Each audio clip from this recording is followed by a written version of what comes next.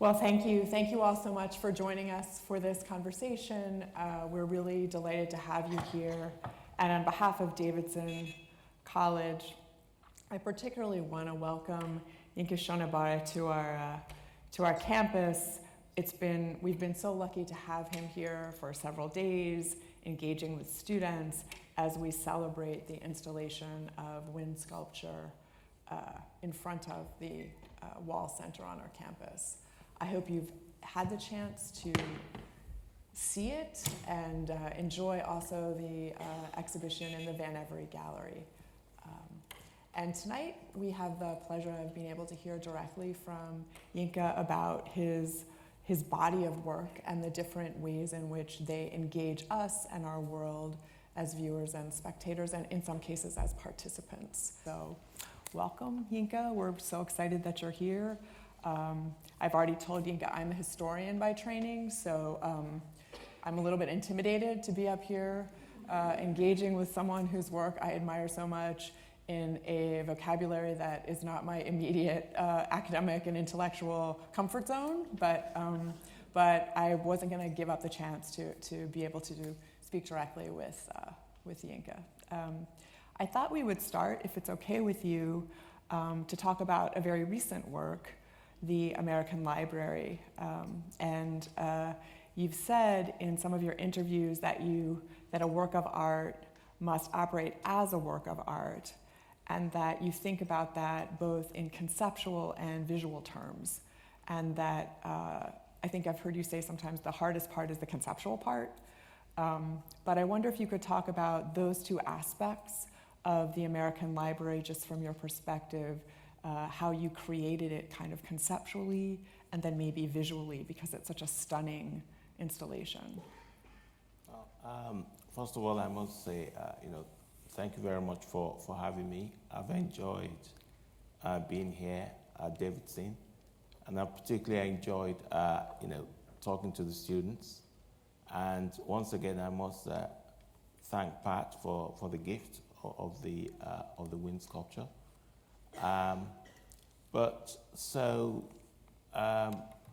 About the American Library, it's important to actually note that my works are really about the zeitgeist. It's about the moment and thinking about the issues that are kind of important to us. The American Library, for those of you who haven't seen it, it's a library of about 6,000 books, where I actually celebrate the contribution of first and second generation Americans who happen to be immigrants, and the contributions they've made to the United States. And you're all aware of the dreamers in the United States. You're aware of issues around the wall, building the wall, and that issue is not just particular to the United States. It's also something that, the issue of refugees and immigration, poverty, that's a global issue. Mm-hmm. I was really trying to figure out how to express or to kind of deal with that issue in my work. And the first piece I did was the British Library. And that happened at the time when in the United Kingdom, people were talking about, Brexit and the whole issue around, Britain voting to come out of Europe. And unfortunately, that did then lead to xenophobia. And then, I saw that xenophobia was also present in the United States. So when I was invited to do the Cleveland Triennale, that was the work I created to explore that issue within the United States. But you talked about the issue of art and aesthetics. Of course, I do want to explore quite serious issues in the work. And, sometimes the issues are dark. They are, sometimes very sad. But feel that I want the audience to engage with the work. I feel that if I make the work in a way that the audience can actually engage with it, particularly I think the American Library is an immersive installation. You're meant to go in there, and it does affect your senses, and there are computers, there are tablets by the piece. You can look up the names of the people, and you can read about them, and you can also enter your own story. You can write your own story, and I think that's also very important, because so then that piece is an interactive piece.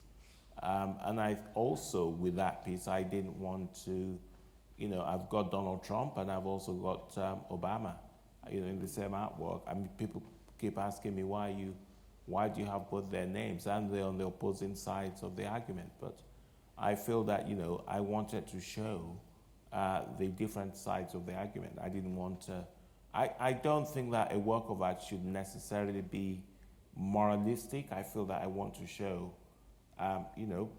all the different levels of argument there.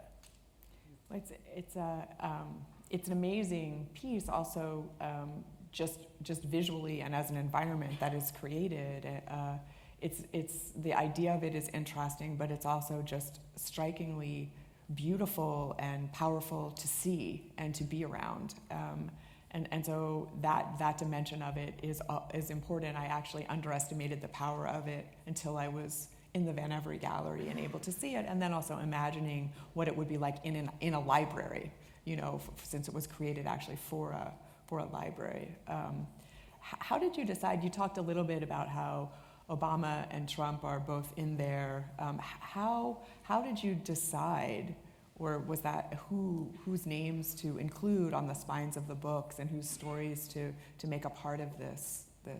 Well, I mean, I did have quite a lot of people helping me, because it's a lot of the research was done by at the Cleveland Library for the American Library. So I got a lot of help there, and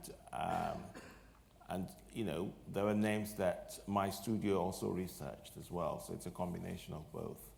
But a lot of people actually worked on that. Will there be do you have a plan for the stories that people contribute to it? I can imagine, my hope is that our students and others who see the American Library here, including our Dreamer students, tell their stories. Yeah. I mean, fundamentally, the library is broken into different categories. So there are people who've made huge contributions to literature, to medicine, to dance, to the visual arts, so it's kind of broken into the kind of different cultural disciplines, politics, and so on. Yeah. Well, it's beautiful, and we're here. If you haven't seen it, I encourage you all to see it while it's here.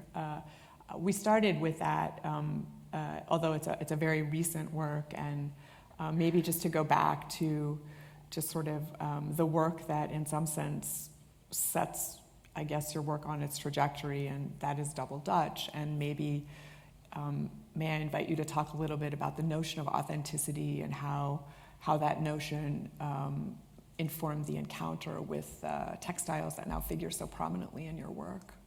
Yes, I mean, as a young artist, you're really trying to figure out what to make your work about, what's your work going to be about. I mean, I actually had a very traditional training as an artist. I did life drawing. I used to, do painting from life. In my first year, I had actually won an award on, life drawing, for my life drawing. And then, to the shock of my tutors, I decided to change. And I decided, but then, I was a young artist. I was thinking a lot about politics, and I wanted to do kind of really radical work. So I was making work at that time about, perestroika in Russia. So I was actually, I figured I was a citizen of the world, and as somebody who had actually grown up in Nigeria, I grew up watching Sesame Street, and I lived in a, very kind of a cosmopolitan setting. And when I got to London, I actually didn't realize I was black until I got to London. And one of my tutors said to me, "Well, but you're of African origin, aren't you? Why are you making work about Russia? Why aren't you producing authentic African art?" And I thought, okay, so what is authentic African art? In a sort of modern world where we have access to everything, why would I just only focus on African art and not focus on anything else? I mean, I do know about other things as well. So, and so that's where that question about authenticity started. And then, in search of my authenticity, I went to, Brixton Market in London, where I saw the fabrics, and I was asking questions about the fabrics, and I was told, the fabrics are actually Indonesian influenced fabrics produced by the Dutch and then for sales back into the African market. But I always imagined when I was young that those fabrics were, 100% African. And of course, those fabrics are, worn in Africa, made in Africa, now made in China. But the origins of the fabrics, as we know, because they're called Dutch wax. And so, but I thought that was interesting because I felt that the fabrics are an expression of the interrelationship between Africa and Europe. And, and it's also very interesting that the fabrics are, African women have made those fabrics their own. And so, there is value in that. But I believe strongly that, we are, as a people, we are connected.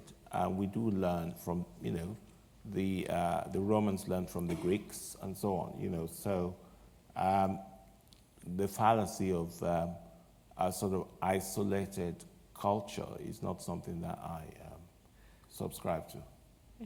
I think that, to me, was that's a fascinating aspect of all your work that to the extent that I am qualified to speak about it, and that these fabrics that were Indonesian inspired, made by the Dutch, sold in West Africa, and then became a symbol of sort of authentic Africanness, and to use that as a way of engaging with the ideas of authenticity and appropriation and complicity, and in the way that your work does. So that these fabrics then, the fact of them and their materiality maybe coincided with some of the themes that arise in your work.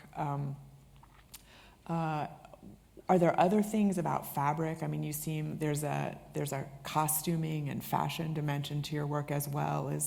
Well, I think it's important whenever you talk about any kind of art, you really want to understand what kind of art was being made at the time, and what was I looking at when I was kind of evolving the ideas in my work.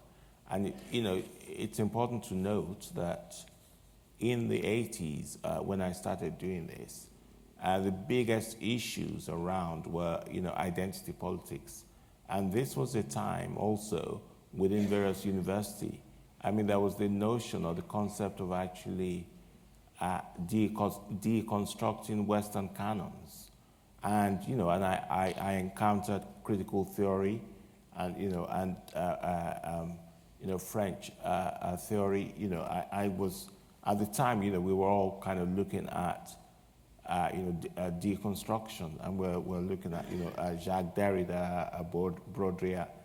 And I also, came across, Roland Barthes. But it's important to note that a lot of the artists actually that I was influenced by were, a lot of the feminist artists like Cindy Sherman, Judy Chicago, and so that debate about identity was sort of, was very big in the in the 80s and the 90s. So when you asked me about costumes, that directly came out of postmodern discourse. because it came out of, after the sort of, the whole sort of modernist white male abstraction, and a lot of artists, especially post-68, and post-Vietnam War, a lot of artists were, asking the institutions, artists, about diversity. What about us? Why aren't we in the museums? And it's very important to also note that this also happened in the United Kingdom. I was in Sensation in 1997, Mm-hmm. Yeah. and this was a show that Charles Saatchi, it was Charles Saatchi's collection at the Royal Academy, and so a lot of my generation of artists, people like Chris O'Feely, Tracy, and there was that show was at the Brooklyn Museum. Mm-hmm. Sensation was at the Brooklyn Museum, and Chris O'Feely's work, created a storm at that time. But many of my generation, people like Sarah Lucas as well, really wanted to challenge, the relationship between popular culture and high art and popular culture. Yeah. And we were all questioning the system, as it was. So having unusual materials in my work was part of that questioning. It was a formal questioning of the status quo, and so and given the context of, and of course, I didn't mention post-colonial theory. Mm-hmm. So, and that post-colonial theory was also very much part of that. So that we were reading people like, Edward Said, Orientalism, Gayatri Spivak, Frantz Fanon as well, a blackface, white mask, The Wretched of the Earth, so Fanon was also. So the point I'm trying to make is that all of this art didn't actually come out of it didn't come out of a vacuum. It came out of a very specific discourse and a very specific cultural moment of practice. And so me actually taking, Victorian clothes and sort of deconstructing, so it was a process of actually deconstruction. And this also happened, as you know, within architecture as well. And I think artists just got fed up with that sort of the universalizing of practice. People felt that I wanted to, inscribe my story, into practice. Yeah, the relationship between sort of the way that you talk about your own work, where in some sense it's in dialogue with iconic images from the canon, but in a way that calls into question the construction of the canon, right? Absolutely. So you've got Mr. and Mrs. Andrews without their heads, exactly. Right? Which I don't. Perhaps you would be better at describing it than I. But it'll flash up there. You'll see it very soon. It's pretty soon after that's this a painting by Gainsborough, and it's at the National Gallery in London. And it's an iconic painting. It's an 18th century painting with a newly married couple, in front of their estate, and everything looks very nice, and it's called the painting's called Mr. and Mrs. Andrews, and then I appropriated the piece and I recreated it, and I just called it Mr. and Mrs. Andrews without their heads, because at that time as a young artist, because of the French Revolution and when the aristocracy got guillotined, so it was kind of a joke about that, because obviously I couldn't behead real people. So, so there's a degree of, in a way, particularly as a young artist, there was a degree of anger, but kind of expressed through kind of gallows humor, if you like. I think the playfulness of your work and the I don't know if this is something that you experience, but but I have a similar relationship, let me just say, to a particular intellectual tradition that is both one that I feel I can appropriate and one that in which I am somewhat marginalized, just in my own way of thinking about history. But the way that you engage these images and these iconic works and the narrative that they have or that we have generated about them is playful, and there's so much power in the play. The playfulness to me is so much gives the anger a kind of power that it might not have without that playful sense. Does that make sense to you? No, no, absolutely. I mean, I think that if you produce work that's just angry, I think then the audience gets defensive, and then there's no reading then possible. There's just a kind of a defensive reaction to what you've done, which doesn't necessarily get anywhere, because you actually, and also I feel very strongly that, art is a form of entertainment. I think that I actually do want to engage the audience. I do want to tease the audience. I want to play with the audience. And I'll also, possibly get my message across. Mm-hmm. But at the same time, it's a sort of engagement that's fundamental. I want them to actually, if they turn away and they don't register the work, then I haven't really done what I want to do. Well, and I think for me, your work can engage a viewer or a spectator in many different ways, right? There are unexpected juxtapositions, kind of conventional Victorian costumes made from these fabrics, but people without their heads. Yeah, but it's important to note each time that there's a degree of darkness in the work. Absolutely. So it's not bubble gum, No. It's there's a degree of darkness there. So it's just how you get to that. Yeah.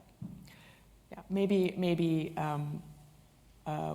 we could talk maybe about the Scramble for Africa, or as one work that might. Well, the Scramble for Africa is an installation I created, trying to recreate the Berlin Conference when Africa was actually divided up by 14 European countries, and the people were not really asked, and lines were just drawn in the sand. This is going to you can have that part, and you can have France, Belgium, and I felt that the way to do that was to kind of recreate that conference, but I, in a way, I kind of thought they were kind of brainless men doing this, so I took their brains off.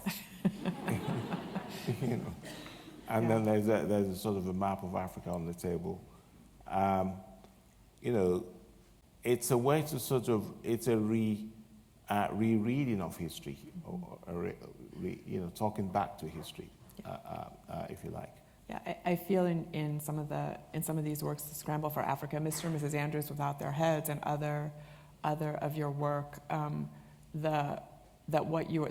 the narrative that emerges is the narrative that has been suppressed or excluded, and often that's the hidden extraordinary cost of what the conventional narrative represents, right? The cost of someone like Mr. and Mrs. Andrews, or the cost of it all. Well, I think that cost is played out today. The legacy of colonialism is still here.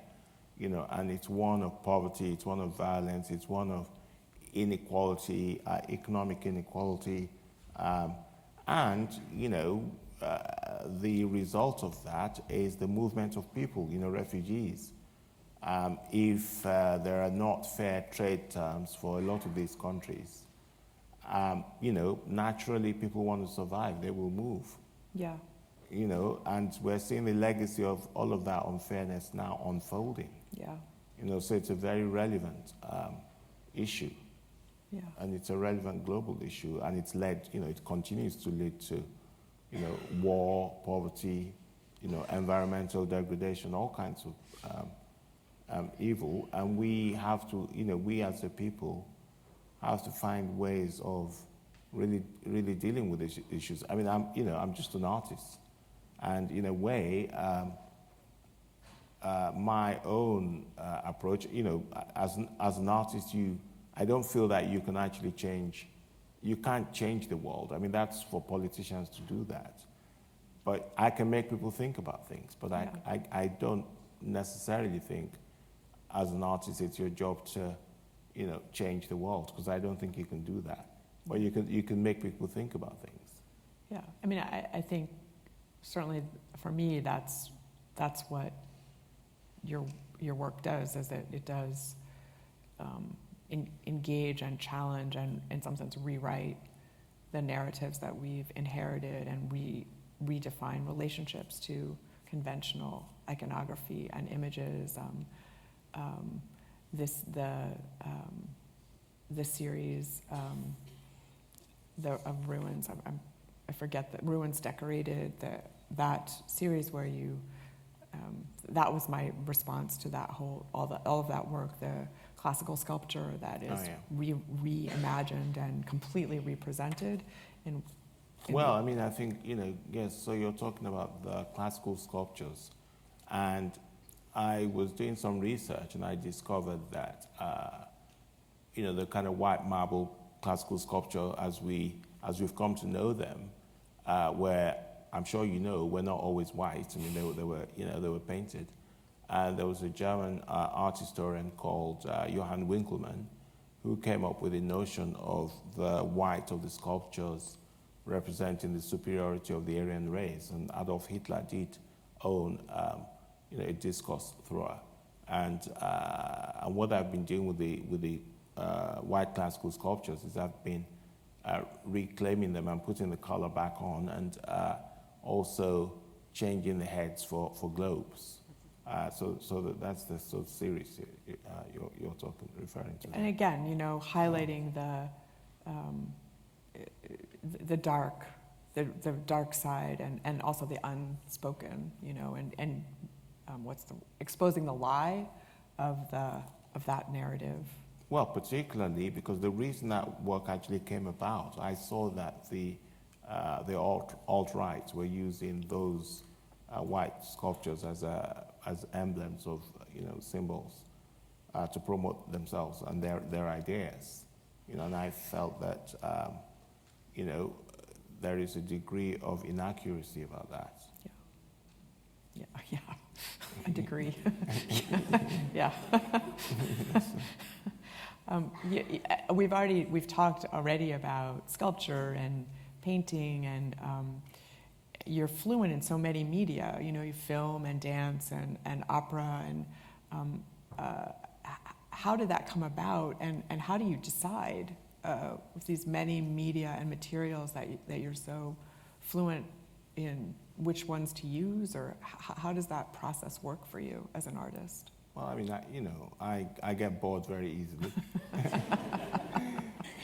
So I like to keep it interesting for myself. And also I enjoy sort of, the whole process of research. And I also enjoy, learning how to do things. I remember when I made my first, film, I'd never actually made one before. Okay, so I watched a whole bunch of films and read a lot about it. And then, and then decided to kind of work that way, and it's just a process of, discovery. I mean, art is a process of discovery after all. So I find that very exciting that you can actually, try and do things that you didn't know how to do and learn how to do it. And then, I do work with teams of people as well, because my studio is mainly the way my studio operates. I mean, I have, the number of, I have a studio manager, I have a production manager, and then I also do a lot of sort of design meetings. Obviously I can't make everything I make, but I have a team of people I work with, and I design whatever I want to make, and then I speak with people I can work with to do that. But I'm totally comfortable with that, because people ask me about that all the time, and I think, well, if you're, certainly if you're a film director or an architect, you're not going to act every part in the film, or you're not going to put every brick on the building yourself. You're going to. Not if you want it done right, anyway. No. So I'm totally, I'm totally okay about that. Yeah. Yeah, I mean, when you talk about your studio, I think I read that you think of studio and art both as verbs. These are verbs, not nouns, and that conveys this sense of collaboration, I think, that you're getting at. But can you say a little more about like studio as a verb? What that? No, I mean, I just feel that, you know, the studio is active, you know, it should continue to evolve. Yeah. You know, it's not a noun, you just don't name it, and then that's the end of that. Oh, there's no activity, Yeah, so I it's mean, activity. You know, it needs to continue to evolve. You know, I mean, I don't know what I'm going to make tomorrow, you know, maybe I'm going to make clouds or something, I don't know. You know, but, you know, it just needs to continue to sort of evolve. Yeah. We should talk a little bit about the wind sculpture, since that's really the big occasion for why we're here. And then I know that you all probably have questions as well, so we want to make sure that we give you a chance to ask questions. But maybe the wind sculpture as public art. You know, you've had a lot of opportunities to make public art, from the Trafalgar Square piece to the London Underground posters. Do you think about public art differently? And then maybe could you talk a little bit about the ideas behind the wind sculptures? Well, I mean, my first public art work was actually a piece I made in Trafalgar Square called Nelson's Ship in a Bottle, and that was based on Nelson's HMS Victory.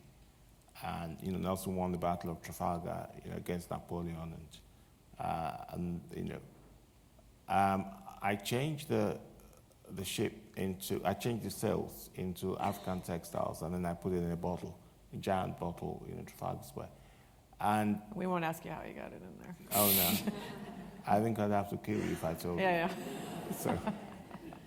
So you know, you're not ready to die, right? I'm not ready to die.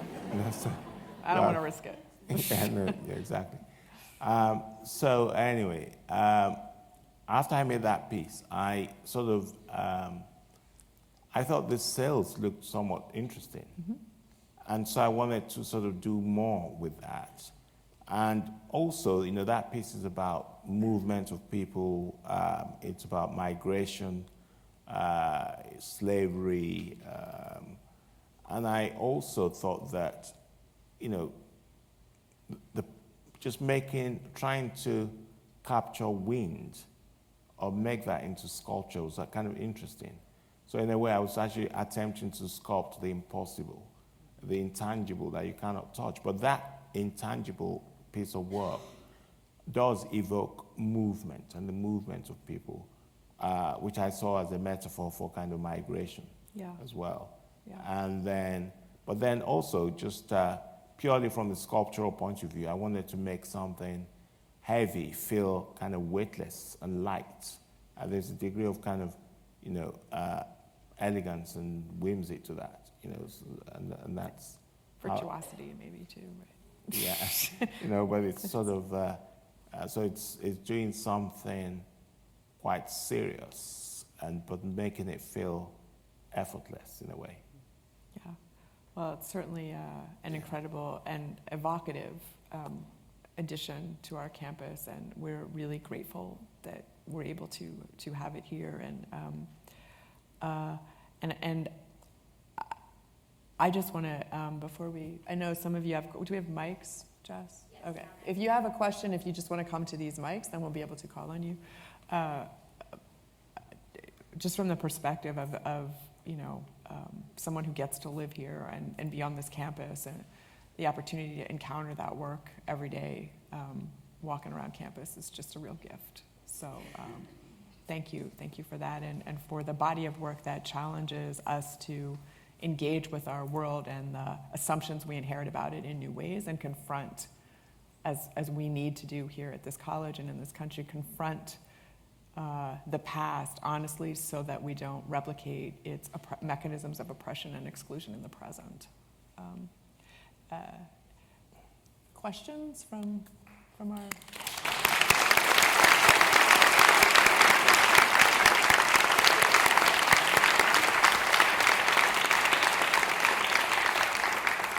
How you doing? Thank you for being here very much. My name is Victor Allen Weeks, and I have two questions. Sorry. So the first How do your works align or defy with the works of theorists such as W.E.B. Du Bois and Alain Locke as it pertains to representing Pan-African culture? And then, second one, I was inspired by your work, Diary of Victoria and Dandy, and so I was curious, do you feel the idea of dandyism serves as an act of resistance in spaces where attire determines social ranking? Well, which one should we take first? Well, the whole idea of the dandy, I mean, the dandy is, I was very much inspired by Oscar Wilde. And Oscar Wilde's kind of resistance to the establishment and the way that, he wasn't quite a member of the aristocracy, but he used his style and wit, to kind of protest in a way. And you can think of the zoot suits in the, in the US. And, within black culture as well, I mean, clothes are definitely political. And so that's kind of why I did that. The other part of your question, I don't know how I can answer that. So can you put that in a way that I may be able to answer it? Most def. So thinking about, I guess, Du Bois and Locke had an idea that the representation of black art had to be something, I guess, that met a certain standard of appreciation, not just for black audiences, but for white audiences as well. How does your work defy or align with that idea? Well, I mean, I think that, well, you're absolutely right there. I think that you're not making work for just one type of people. So you should be able to, I think that actually your work should be able to speak to, even when you're dealing with the African experience, or, your work should also be able to transcend that. And that's kind of what I try to do in my work. Actually, those issues are universal issues for all of us. The issue of oppression is something universal, and it's not necessarily just specific to the African experience or the African American experience. It's something that sort of goes beyond that. But most essentially, it is also art. It's a place of poetry, and as you know, art is a form of alchemy.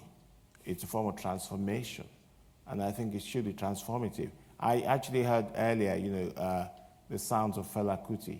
I think Fela Kuti is very political, but at the same time, you can dance to that stuff. It's cool. And I think good art does that. And one of my favorite videos recently as well, and I'm sure as you know, This Is America.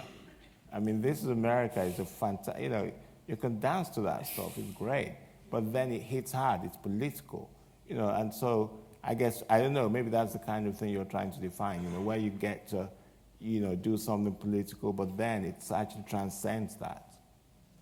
Yeah. Appreciate it. Yeah, thanks, yeah. I just had a question about a comment that you made where you were talking about how your job as an artist isn't specifically to change the world, it's the politician's job to change the world, but your job is more to change minds. And I've been thinking a lot about the intersection of art and activism lately, especially as we're talking about activism on campus. And I was wondering, as an artist, as you're changing minds, are you not changing the world? Are those perspectives not part of the world? And outside of the realm of politics, isn't there more to changing how we view things than changing the world, through art? Well, I mean, I think, that's a very good question. I think that you have to change minds first before you can change the world.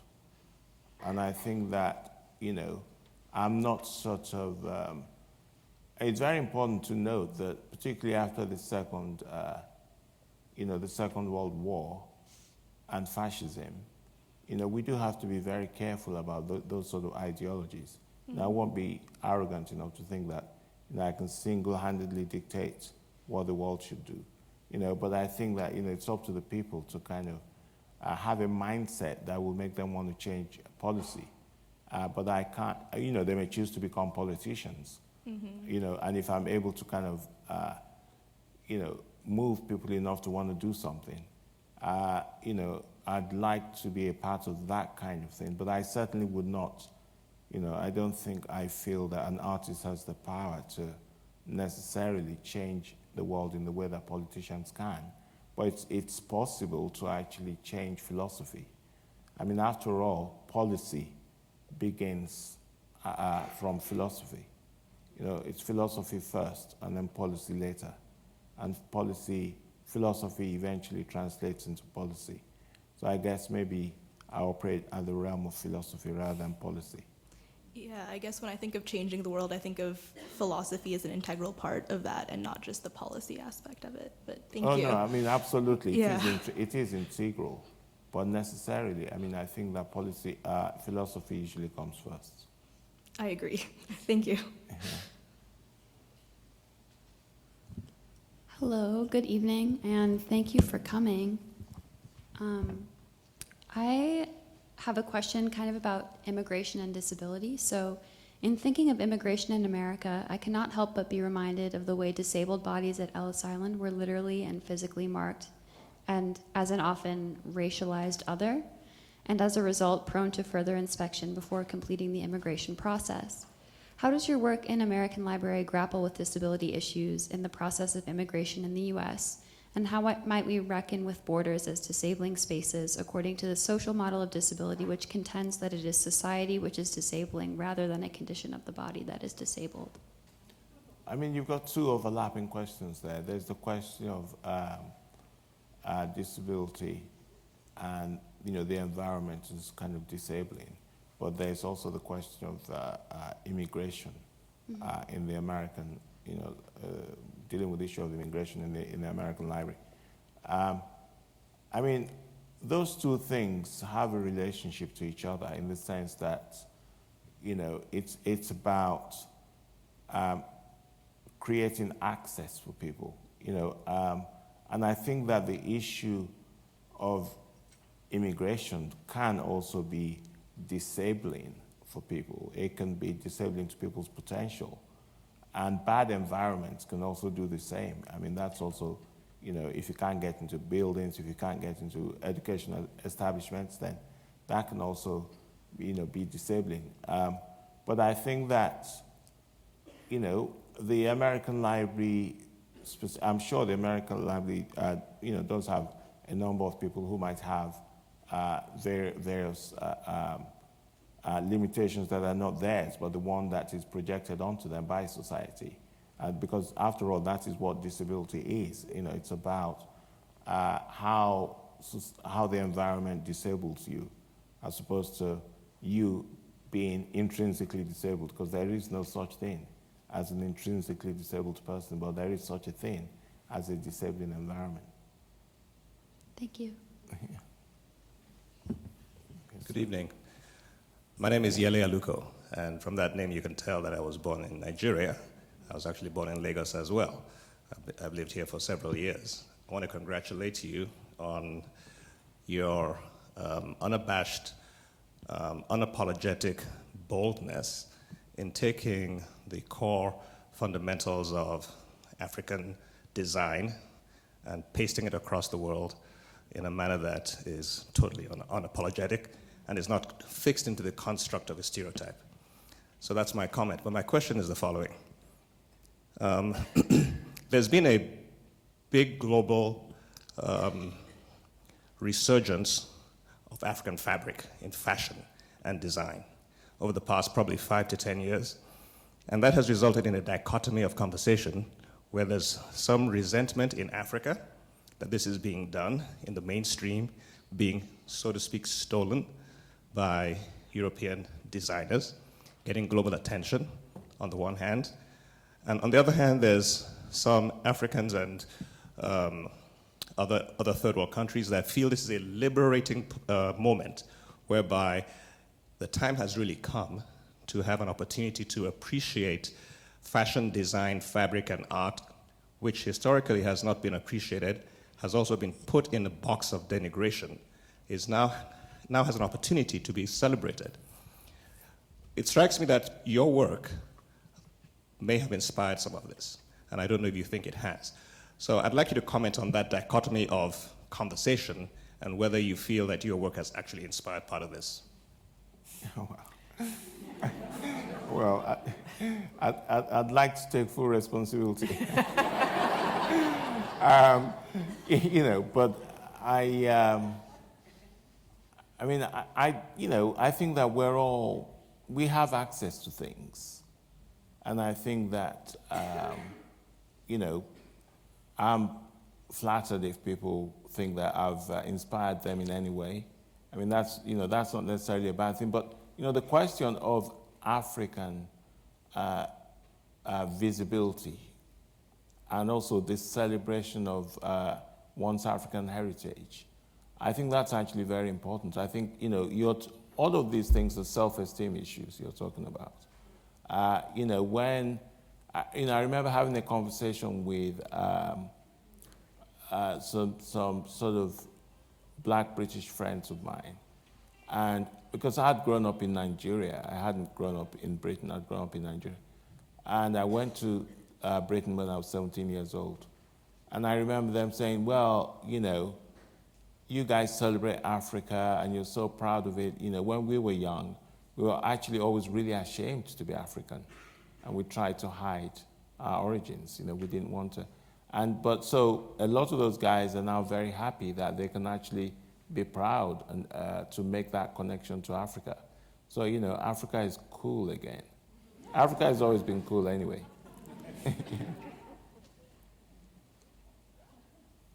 Hi, thank you for coming and doing this talk. So there are so many different patterns that you use in your work, and I know that there are other wind sculptures, and that this is the first in a series of these wind sculptures. So I was wondering how you chose the pattern for this particular sculpture, and if it has to do with Davidson, or what inspired you for this pattern. Yes, I mean, the wind sculpture was actually first shown at Central Park. And some of the colors I used in it, funny enough, actually reminded me of, my childhood in Lagos, just the bright colors and everything, and I, sometimes use complementary colors in the work, and, I do use hot and cold colors, oranges and blues, but, color is a very instinctive thing, and it's very subjective, so, my colors might not be somebody else's colors, but I like to play around with colors, so there's no particular symbolic reason other than just aesthetic kind of taste and instinct, Okay, thank you. Hi, Mr. Shonibare. Thank you so much for being here again. My name is Carolina, and I am a senior art history major. And this year I've been working on a project surrounding the Sensation exhibition and the Young British Artist. And I wanted to ask you, looking back on those times, what you think, or how you think Sensation impacted your career, and also what you think about being associated with different art movements and the isms, and your thoughts on that. Yeah, no, it's a great question. The Young British Artist movement mostly happened in, I wish I could say that I was a YBA, but I'm not. I think I'm more of an OBA now. And then, that was a while ago. It was in 1997. I was actually, the seminal exhibition was Sensation at the Royal Academy. And I guess I was a sensation back then. But the YBA was very interesting because in the 90s, the economy was pretty bad. And so artists couldn't, they weren't being picked up by galleries, and there were lots of empty buildings and empty offices. Some of us had gone, a lot of us had been to Goldsmiths College. We came out of college, and we weren't being picked up by galleries. And so we decided we were going to do our own shows, and we, showed in empty warehouses, empty offices, just everywhere. Damien Hirst did a show called Freeze, and that's the most famous one. But there were shows, I was in a number of group shows in warehouses. But it was an exciting time as well, because there was a spirit of, anti-establishment. We were just going to do it ourselves, and lots of parties, lots of shows. And then Charles Saatchi was kind of clever enough to realize what was going on. So he started buying the work. And so the first person to actually buy my work was Charles Saatchi. That's the first thing I ever sold, was sold to him. And he bought a lot of artist works. At that time, you know, in Britain, people were kind of, you know, collecting paintings of horses and, you know, people weren't particularly interested in contemporary art. They just thought, you know, we were kind of crazy. I mean, none of us knew that, obviously, we now know that contemporary art is actually, you know, in a lot of auctions, contemporary art is far more expensive than old masters. But at that time, you know, we didn't sort of really know. So, yeah, so in answer to your question, I mean, it was a kind of you know, just a sort of radical political moment. You know, I mean, there were people like, you know, Tracy Emin, Christophili, Sarah Lucas. You know, we were all kind of working at that time. And a lot of the artists also had, you know, part-time jobs, you know, and I just did that on the side. But it was a really, kind of looking back on it, it was sort of really exciting. I mean, by the time that sensation happened at the Royal Academy, a lot of us had been working for at least, you know, 5 years. And so that was, I mean, we were kind of just blown away because there were queues around the block to see that show. I mean, that show went to Brooklyn Museum as well. And the Christophili thing was really controversial at that time, I remember, you know. Yes, but I mean, those movements have really had to repeat now because there's just so much, you know, there are art fairs everywhere, there's so much money around. It's, I don't know, it just doesn't, the kind of energy of, none of us had any money, you know, it was really, so there was a sort of urgency about it. It was a sort of, there was the zeitgeist, there was a moment there, I think, but kind of political as well. Yeah. Hello, my name is Caroline. I first wanted to thank you again for your sculpture, for coming to our campus, and for this conversation tonight. My question concerns the appropriation of works from the Western canon of art, which has constituted a theme throughout your works, from The Swing After Fragonard to Diary of a Victorian Dandy.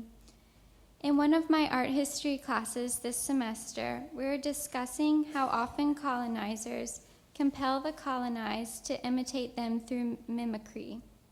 I see a recreation or insertion of yourself into these clear quotations of well-known works from the history of art as mimicry to confront and challenge power relations and to inspire new views of the history and the history of art. I was wondering how you choose which works from art history to appropriate, as some of the ones you choose, interestingly, do not in their original form directly reference a colonial relationship. So I know that y'all address the, your appropriation of works from art history, but my question is more of how do you choose your source material? Yeah, no, that's you know, that's an excellent question.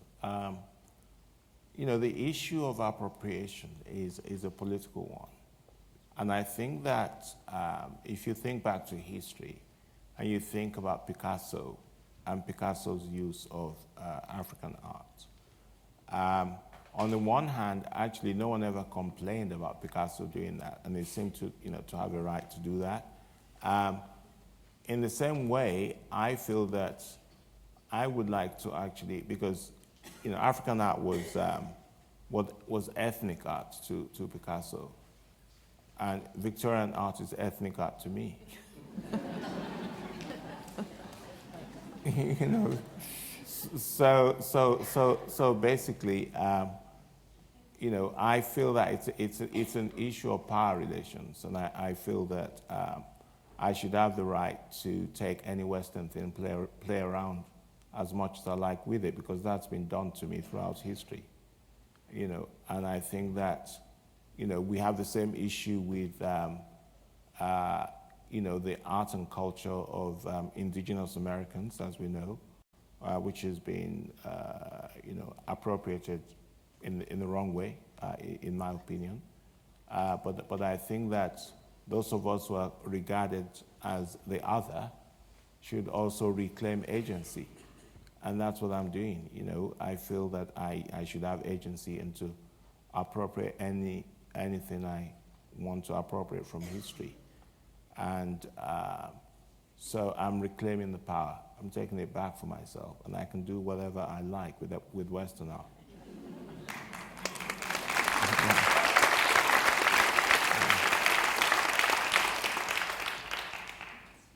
Hi, thank you for a wonderful talk. So I have a two-part question.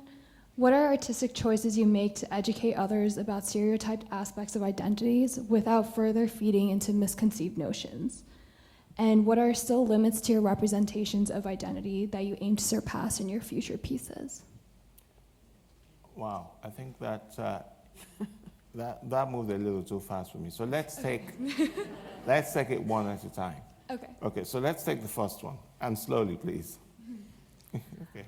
What are artistic choices you make to educate others about stereotyped aspects of identities without further feeding into misconceived notions? Okay, so what do I do to educate people? Yeah. Yeah. Well, you know, I'm sure people can learn from my work, and, you know, but I hope that people would get some sort of education. You know, I want to challenge stereotypes, and I do that through my work, and I do that in different ways, but it's not, my work is not just dry teaching, you know. It's exciting engagement with art. You know, art is something that sort of takes you beyond the ordinary. You know, what we're trying to do is to turn the ordinary into the extraordinary. So it goes beyond content, you know. It takes you somewhere else to engage in the senses, you know. So in that process, if people learn something, cool, you know, and if they don't, and they just sort of enjoy the piece, it's also cool, you know. But I'm not you know, I mean, if I wanted to be like a, you know, professor, I'll do that, you know, but I don't want, you know, you know, I just want people to kind of engage with the work. And the second question is, what are still limits to your representations of identity that you aim to surpass in your future pieces? The limits? Yeah. Like, I guess, limits. Can you just say it again, the limits? Oh, okay. What are still limits to your representations of identity that you aim to surpass in your future pieces? Are there still limits? Yeah. I aim to surpass? Well, I mean, there are always, you know, limits. I mean, I think, unfortunately, you have to continue to challenge, you know, the kind of stereotypes. You know, you have to continue. It's very sad that I've been making work now for, I'd say, you know, nearly 30 years or so. But I find it very sad that some of the things I make work about are actually still present issues today. You know, stereotypes, xenophobia, you know, all those things are still present issues today, unfortunately. And I wish I wasn't, you know, I wish my work was just irrelevant and redundant, you know. But unfortunately, it isn't. And in a way, that's kind of sad, because those issues, you know, people are still stereotyping, they're still hating on other people, you know. I don't know how we can change that, but, you know, as an artist, the best we can do is to just keep making those issues, keep making people aware of them. Thank you. This is our last question. I feel like we've been making you work really hard, so yeah, I am the last question. My name is Jessica, and I'm a senior sociology major here at the college. So you've talked a lot tonight about how your work examines cultural identity, colonialism, and post-colonialism, and all in relationship to globalization. So I'm wondering, how do you interpret your wind sculpture in the context of Davidson College, a predominantly white institution in the South? Wow.